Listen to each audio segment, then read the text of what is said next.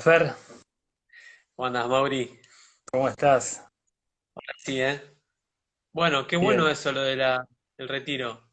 Sí, sí, sí, sí, mañana vamos a tener ese evento. Bueno, estamos acá arrancando este vivo. Va a ser un vivo cortito, ¿no, Mauri? No sé, 20 minutos, lo que surja, lo que surja, Perfecto. lo que Perfecto, surja. bueno, buenísimo. Estábamos con ganas de charlar un ratito. La semana pasada, no, o la anterior, estuvimos charlando un poco de vínculos, limitaciones y potenciales. Y quedó muy lindo, lo subimos a YouTube.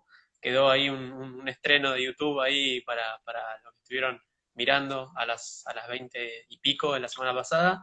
Y bueno, estos videos también los vamos a ir subiendo a los perfiles de Instagram, al de Mauricio y al mío, y después también los editamos un poco y los subimos a YouTube, ahí a los dos canales o a alguno de los dos. Eh, ¿Cómo encuentran el video en YouTube? en YouTube está, en mi perfil de Instagram está el link al video que hicimos la otra vez y también, bueno, lo vamos a ir anunciando, los nuevos videos. Si quieren suscribirse a los canales, al tuyo o al mío, eh, les llegan las notificaciones de que subimos un nuevo video. Bueno, ¿y de qué vamos a hablar hoy? Bueno, bueno, entonces, ¿te parece que arrancamos el encuentro de hoy con esto de, bueno, en general, el tema de las adicciones? Eh, yo intuyo que no vamos a hablar solo de sustancias, porque tiene mucho que ver con toda nuestra vida el concepto de adicciones. Totalmente, sí, sí. Desde mi perspectiva no hay sustancias adictivas, sino que hay personalidades adictivas. Porque si no, Ajá, cualquiera que probara una determinada sustancia que se considera adictiva, se transformaría en adicto. Pero sin embargo, hay personas que prueban una sustancia y no le interesa esa sustancia, y otros que la prueban y no pueden dejarla. Entonces, eso ajá. demuestra que no es la sustancia, sino que hay algo en mí que necesita esa sustancia. Entonces, vamos a Ujú. hablar de personalidades adictivas, no de sustancias adictivas. Bien. ¿Y cómo es este tema de las personalidades adictivas? ¿Cómo nos damos cuenta si tenemos una personalidad adictiva? ¿O tenemos que experimentar distintas situaciones o sustancias para decir, a ver, voy a probar si soy adictivo, entonces pruebo y pruebo y me voy dando Bueno, cuenta? ¿O una forma de darte cuenta si tenés una personalidad adictiva, lo podés probar con una sustancia, ¿no? Supone que vos decís, no, yo no soy adicto al alcohol. O sea, yo tomo cuando yo tengo ganas, en las fiestas, yo no necesito el alcohol. No soy adicto al alcohol. Bueno, está bien, si vos tenés esa forma de ver, hace una prueba. O sea, ¿te animás a hacer una prueba? Si la persona te dice que no se anima a hacer la prueba, es adicta al alcohol. Bueno, dice, bueno, vamos a hacer una prueba de un mes, ¿no? Vamos a poner un mes. Ponete como prueba un mes no probar alcohol. Si la persona te dice, no, no quiero hacer esa prueba, es adicta al alcohol. Si hace la prueba y durante ese mes tiene muchísimas ganas de tomar alcohol, es adicta al alcohol. Si durante ese claro, mes no pudo aguantar y tomó alcohol, es adicta al alcohol. Si termina el mes y enseguida se va a tomar alcohol, es adicta al alcohol. Entonces, con ese parámetro es muy fácil darte cuenta si sos adicto o no sos adicto. Puedes ser adicto a cualquier claro, cosa, ¿eh? Digo el alcohol, pero puede ser al azúcar, a la harina, a cualquier sustancia que vos crees que si no la tenés, te morís, ¿no? claro. ¿Y es posible ser adicto a personas, por ejemplo, o a situaciones, o a lo que me genera una situación de pelea o de discusión, por ejemplo? Claro, por supuesto. ¿Por qué? Porque nuestro cerebro también tiene una capacidad de producir una química cada vez que nosotros tenemos una forma de pensar. O sea, cada vez que yo pienso de una determinada manera o respondo de una determinada manera, en el hipotálamo se generan sustancias que se llaman péptidos, ¿no? Que viajan por la sangre y van a determinados grupos de células, ¿no? Entonces, si yo estoy 5, 10, 20 años con la misma forma de pensar, con la misma forma de sentir, voy generando permanentemente esa química que va a impactar en determinados grupos de células. Las células tienen receptores que van a captar esa información y van a creer que necesitan más receptores para esa química y menos para otras que son vitales para la asimilación y eliminación de nutrientes. Entonces, claro, cuando se produce la mitosis, la división celular, se van a generar más receptores para esa química y menos receptores para otras funciones de la célula. Y el día que yo decida no consumir esa sustancia o cambiar de actitud o cambiar de trabajo que porque el jefe me victimizaba, por cualquier de esas situaciones, las células van a dejar de recibir esa química, entonces van a entrar como una abstinencia química. Entonces, Exacto. claro, le van a dar un estímulo al cerebro, el cerebro va a poner una imagen en el lóbulo frontal y, sin saber, inconscientemente me voy a ir a encontrar con una situación que me produzca la misma forma de pensar, la misma forma de sentir, la misma química, y así es como voy aparentemente atrayendo situaciones que tienen que ver con la generación de esa química, ¿no? Porque hay una abstinencia química. Puede ser entonces una pareja donde yo me Sí, vinculaba con esa pareja y la vinculación con esa pareja me producía una determinada química. Cuando no está esa pareja, esa persona, bueno, no tengo el estímulo para la generación de esa química. ¿Qué hace mi cerebro? Me trae recuerdos permanentemente. ¿Para qué? Para que vuelva a generar la misma química. Por eso es que aparentemente todo el tiempo me estoy acordando, ¿no? Porque es la manera de generar esa química de vuelta. claro. Claro, es totalmente distinto, es diametralmente opuesto a lo que consideramos. Yo, por ejemplo, o sea, obviamente que no estamos cuestionando si hay amor o no hay amor en un vínculo, sino que yo digo, no, pero yo lo extraño porque lo quiero mucho, tal cosa, pero en realidad, o sea, hay una cuestión puramente química, digamos, como vos lo planteás. Y sí, según la neurociencia, esto es lo que esto, esto es lo que sucede, ¿no? A veces le llamamos amor a un montón de cosas que nada, que son otras cosas. Claro. Y yo te he escuchado varias veces hablar acerca del tema de las redes neuronales, digamos, que se activan como automáticamente cuando nosotros tenemos una forma de manejarnos, de vincularnos, que es muy similar siempre, que es como automática, digamos. ¿Cómo Claro, es ese tema? claro, nosotros ya como que venimos con una programación de base, ¿no? Ya venimos con un software que se fue instalando mientras estábamos en la panza de mamá, sobre todo en los primeros años de vida. Todo lo que mamá, papá me dicen se va transformando como mi estructura de forma de ver el mundo. Y eso se asimila de una manera tan inocente que ingresa directamente al subconsciente. O sea, cuando nosotros tenemos una edad temprana, por ejemplo de 0 a 8 años, nuestro cerebro está en una fase que se llama tita, ¿no? Tenemos la fase beta, que es la de la que estamos charlando ahora. Cuando nos relajamos entramos en un estado alfa, y cuando estamos en una relajación más profunda estamos en estado tita, se llama, ¿no? Bueno, ese es el estado que estaría, por ejemplo, una persona cuando la querés hipnotizar. La tenés que llevar a ese estado tita. Bueno, los niños están en ese estado permanentemente, naturalmente. Por lo tanto, cada información que reciben va directamente al subconsciente como si fuera una hipnosis. O sea, ahí es un proceso prácticamente de incorporación de estructuras de manera inconsciente. Eso van a ser nuestros Ujú. programas, nuestro software para poder sobrevivir, nuestros recursos para poder manejarnos en la vida. Eso va a salir de manera automática ante una situación. El tema es que cada vez que yo repito esa conducta, se conecta siempre la misma red neuronal. Entonces, Ujú. a medida que yo voy repitiendo un comportamiento, repitiendo una creencia, repitiendo una conclusión que saqué de niño, se va conectando siempre la misma red neuronal hasta que se consolida esa red neuronal. Y eso ya se transforma en un programa, ya una respuesta automática. O sea, cuando llega una información, mi cerebro, como le interesa ahorrar energía, la información la lleva por ese canal, que esa ruta que la tiene ya consolidada, ¿no?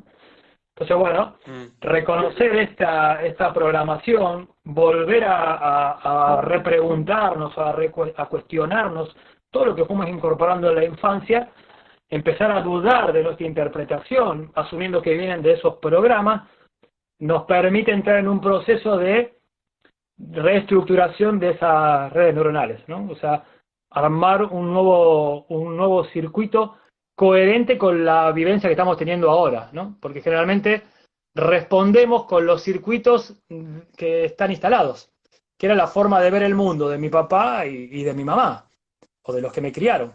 Y hoy no es funcional eso. Hoy tengo otro tipo de desafíos.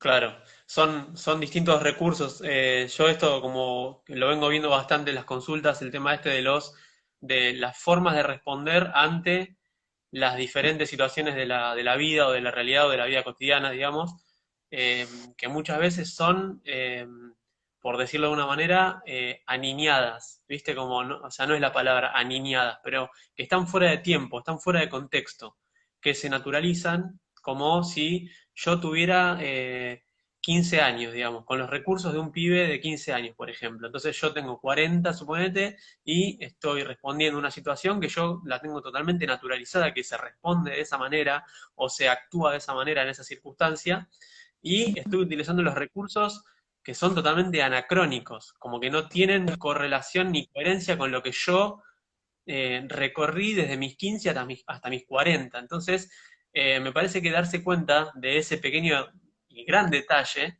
es sustancial la diferencia, porque podés no conocer la lógica global convergente o un montón de cuestiones que plantean esto de manera muy clara, pero si lo decimos de esta manera tan coloquial, me parece que llega bastante, que llega y ahí nos damos cuenta un poco de, claro, o sea, estoy respondiendo como si no tuviera armado nada desde ese momento hasta ahora. Totalmente. Y ahí está bueno unir esto que decís vos con el tema de hoy, que son las adicciones. ¿Qué pasa con las adicciones? Todo el mundo le echa la culpa a la sustancia, ¿no? Entonces el adicto después se pelea con la sustancia, dice, es esta maldita cocaína, es este alcohol, y empieza como a pelearse con la sustancia. Y no se da cuenta que la sustancia fue la que en un momento la sostuvo a la persona. Ujú, Entonces, supone que un niño, un chico a los 13 años vive una situación que no tiene capacidad para responder, no tiene cómo gestionar. Y en ese momento tiene un cigarrillo, ¿no? O cualquier otra sustancia. Y se apoya en esa sustancia para poder sortear esa situación para la cual no tiene capacidad de respuesta. Entonces, en ese momento la sustancia se transformó en el apoyo. En ese momento la claro, sustancia aparentemente le ayudó a sortear una situación para la cual no tenía recursos. El tema es que hoy en día siga creyendo que no tiene recursos y esté utilizando la sustancia como recurso. O sea, la sustancia se transforma en una necesidad, cuando en un momento la sustancia fue la solución, o fue el apoyo, o fue lo que le brindó esa muleta para poder sortear esa situación. Entonces, lo primero que por ejemplo, yo le comparto a una persona con adicciones es algo un poco contrario a lo que normalmente se comunica en los centros de rehabilitación, ¿no? Que le dicen que vos sos adicto y que vas a ser adicto toda tu vida, vas a tener recuperación. O sea, lo que desde mi criterio creo que debería comunicarse es que vos no sos adicto, tu ser no es adicto. Entonces, vos utilizaste un recurso, una sustancia, porque no tenías cómo gestionar esa situación. En ese momento la sustancia te ayudó. Hoy esa sustancia se transformó en una necesidad, no es un recurso. Entonces, hoy ujú, estás creyendo que no tenés los recursos. Entonces, donde tenés que enfocarte en reconocer cuáles son los recursos que tenés ahora para gestionar determinadas situaciones y aprender a ponerlos en juego. Cuando vos empezás a poner en juego tus recursos, ya no necesitas la sustancia. O sea, la sustancia te deja a vos.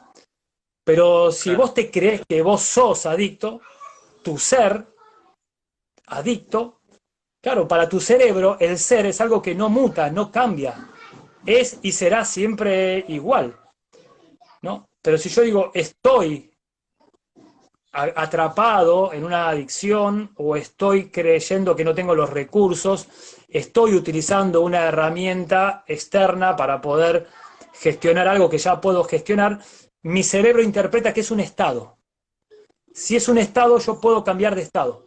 Ahora, si a mí me dicen que soy, que mi ser es adicto y que voy a ser para toda tu vida, mi cerebro interpreta que no puedo hacer ningún cambio. Entonces, ese para mí sería el primer paradigma que sería bueno replantearse, ¿no? Y sobre todo, claro, el conflicto que tiene un adicto que no sabe quién es. Es como cuando vos decís, no sé, hay que escuchar al cuerpo, ¿no? A ver qué te pide el cuerpo. ¿Y quién es el que está ahí informando cuando decís eso? Si vos todavía no sabés claro. quién sos y estás completamente identificado con el cuerpo, ¿quién es el que está pidiendo ahí? ¿No? Lo que decís, a ver, ¿qué es lo que necesito? Porque un adicto también, saber qué necesito, sí, necesito esta sustancia. Entonces, ¿quién es el que está pidiendo adentro? Entonces, conectarse con lo que siento, pero realmente tenés que conocer quién sos. ¿Eh? Y Claro, si vos te claro. autodefinís como que, si te autodefinís que sos adicto y estás en el horno. Sí, esto está buenísimo porque siempre pensamos que tenemos que incorporar algo de afuera para poder gestionar lo que nos sucede. Eso en un punto. Y después, esto que muchas veces también yo te he escuchado hablar a vos acerca de qué parte nuestra se da cuenta que, por ejemplo, que está utilizando un recurso obsoleto, por ejemplo, para sí mismo. Hay una parte que, o sea, si yo estoy pensando, hay una parte que se da cuenta que yo estoy pensando. Entonces, ¿cuál es esa parte? No sé si nos Bueno, metemos un poquito en brollo. eh, eh, bueno, eso es lo que realmente somos. O sea, cualquier cosa que vos te definas que sos, eso es lo que no sos. Entonces, ¿qué es lo que sos? Eso que está observando, que se está definiendo como es. Claro. Entonces, si vos podés conectar con ese aspecto que no se puede definir, pero el que puede observar todas las definiciones, ahí realmente estás conectando con vos mismo. Pero si vos te Ujú, definís de que sos adicto o que sos de tal manera, no hay posibilidad, estás pegado, estás pegado, estás ujú, pegado. Entonces, empezar a claro, despegar eso me va a permitir a mí actualizar esa versión de lo que creo que soy. claro. ¿Y qué pasa cuando es necesario o se hace como se pone de manifiesto que yo tengo que explorar muy de cerca esa realidad? O sea que no, o sea, esta cuestión de las velocidades que muchas veces se ponen de manifiesto en los procesos. ¿Viste? Como yo tengo que ir lento y muy cerca de esta realidad, que aunque tenga una vibración baja o alta o lo que sea, digamos, yo no puedo, de acuerdo a mi proceso, no puedo evitar estar en esa sintonía, en esa vibración. Hay lugares donde no podemos evitar caer de acuerdo a nuestros procesos, ¿sí? Ah, sí, O sea, sí, sí, entonces, sí. por más que yo diga, no puedo estar vibrando tan bajo en esta sintonía de estar, no sé, por ejemplo, no sé, tomando tanto alcohol y diciendo cualquier cosa, por ejemplo, o sea, o diciendo, insultando, por ejemplo, no, yo no puedo vibrar tan bajo. Entonces, ¿qué parte nuestra se da cuenta de que eso lo tenemos que experimentar para ver lo que es? Y si lo empezamos a criticar, nos vamos a perder una parte muy importante, tal vez. A ver, sí, a ver, desarrollá lo que vos por ahí tenés, ya tenés la idea más armada, porque estás haciendo la pregunta, ¿sí? Bueno, ¿Cómo sí, lo o ves vos? sea, ¿Cómo lo ves? ¿Cómo lo ves vos? es que en realidad yo lo veo como bueno, esto de transitarlo y que si nos ponemos a criticarlo, yo quería como plantearlo para que lo ampliemos, pero o sea, es como va por el lado de la crítica sobre todo, de En- Ahí cómo entendí, estoy ahí yo entendí, ahí entendí. viendo. Claro. Eh, Generalmente la persona que es adicta es porque no puede tolerar un recuerdo o una sensación de una determinada situación. No la puede, no la puede gestionar, ¿no? Generalmente hay un proceso muy grande de culpa y de alguna manera quiere apagar a través de alguna sustancia esa percepción de culpa. El tema es que cada vez que consume y no quiere consumir, le empieza a generar más culpa. Y es un círculo vicioso. Entonces, si esa persona empieza a calificarse a sí misma, entra en un círculo de rechazo hacia sí misma, ¿no? Permanentemente. Entonces, por ahí lo primero que puede uno observar es cómo me trato, cómo me rechazo, cómo me juzgo a mí mismo, ¿no? Esa es como es la primera, Claro. como la primera adicción, ¿no? De, de cómo me estoy juzgando a mí mismo, porque es lo que hace es lo que sostiene ese circuito. Claro, claro, eso que vos lo vinculás con la adicción es algo que en general, o sea, en las consultas se ve mucho esto de los demás me hacen esto, entonces viene alguien y me hace esto, me hace lo otro y me hace lo demás allá.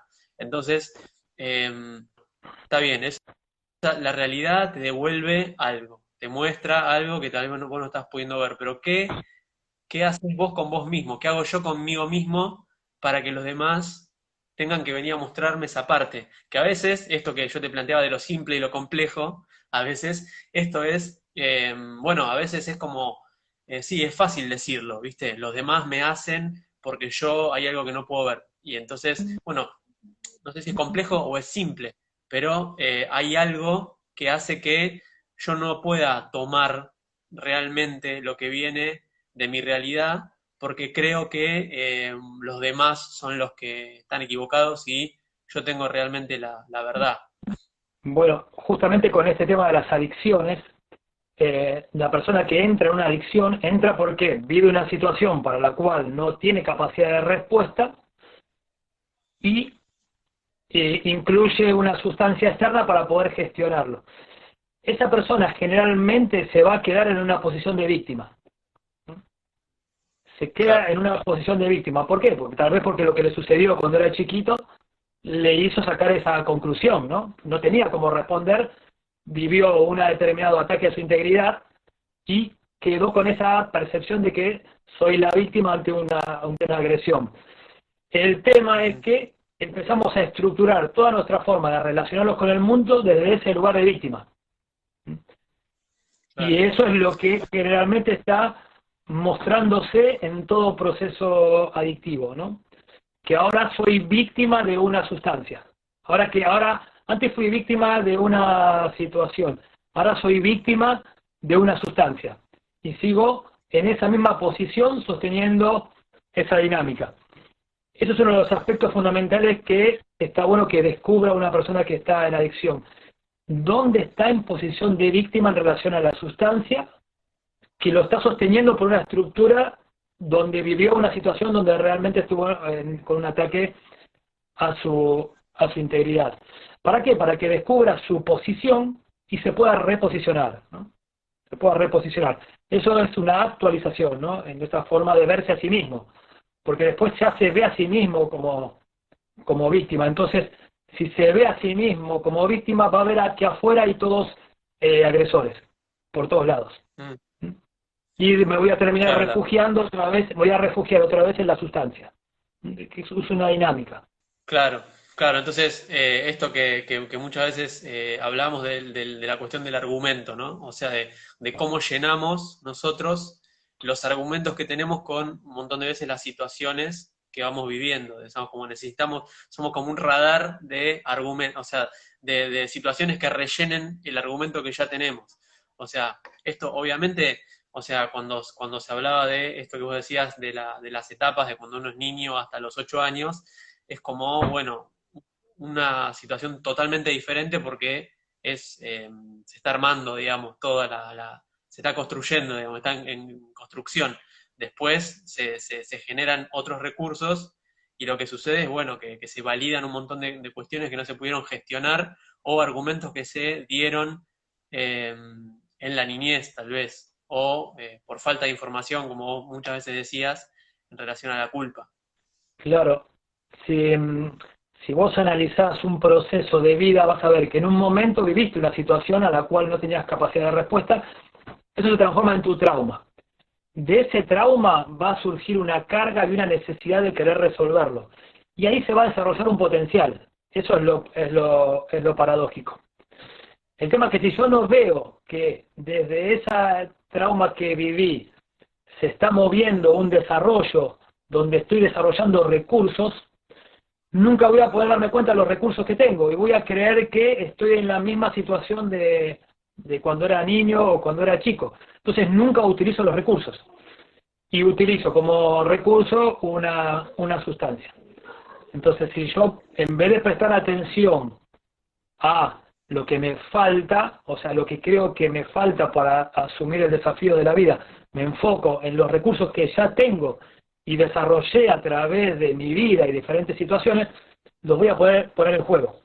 Porque para nosotros un conflicto es cuando no puedo ver los recursos. Entonces, en vez de ver como desafío una situación, la voy a ver como conflicto. Cuando yo puedo reconocer los recursos que tengo, en vez de verlo como conflicto, voy a ver esa situación como desafío, que me va a permitir una expansión, una evolución o una actualización, ¿no? Que es lo mismo. ¿Y qué pasa si no ponemos en juego esos recursos que ya tenemos, digamos? Bueno, a la vida le interesa la evolución, ¿no? Así que te va a traer una y otra vez determinadas circunstancias para que pongas en juego esas capacidades y generes una expansión, ¿no? Una evolución. Y Claro, eso mismo lo podés ver desde el árbol genealógico hasta tu vida actual. O sea, lo que se repite son determinadas situaciones para generar una capacidad que fue pospuesta en el pasado. claro. Bueno, esto la verdad que da para seguirla, digamos. Yo creo que da para continuar hablando de ¿Verdad? este tema. Eh, pero bueno, creo que está bueno siempre que nos quedemos Sí, con las ganas, así está bueno, se reactiva y se va está bueno, reeditando. Guiando. está buenísimo. Y que quede cortito, así como que se cierre la idea, ¿no? Algo muy Exacto. importante para recalcar como recurso empezar a diferenciar el ser del estar, ¿no? Ujú. Porque si como yo me autodefino a mí mismo, me voy a convertir en eso. Entonces, para mi cerebro, el ser es algo inmutable, no cambia. Es y siempre será. El estado es algo que cambia.